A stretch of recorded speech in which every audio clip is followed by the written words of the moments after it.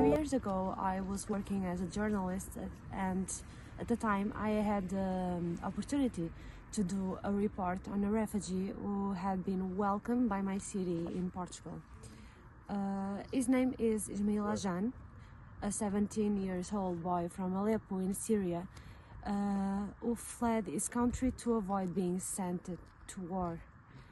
His story got me emotional, actually. Like a young man who was forced to cross the desert, spent a lot of money to pay for a trip on a rubber boat across the ocean at night, risked his life and saw others lose it.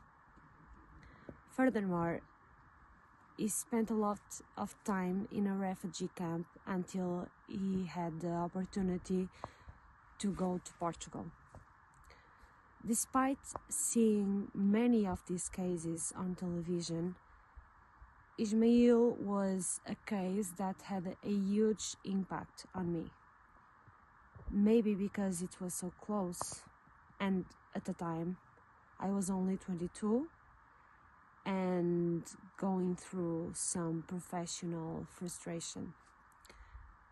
But seeing Ismail with 24 years telling me that his dream of becoming a mechanic was stopped because in addition to the 2 years he was held in the refugee camp, he will still had to repeat the 8-9 years of schooling because in Portugal we wouldn't have the equivalency, and like realizing he had to do it all again and learning a new language and getting a new mechanic degree, it opened my mind.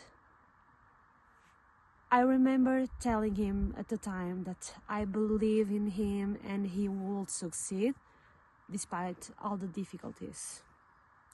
But I know it will be really hard.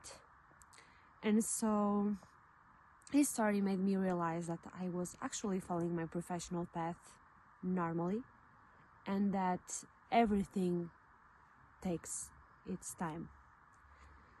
And there are those who aren't as privileged as me.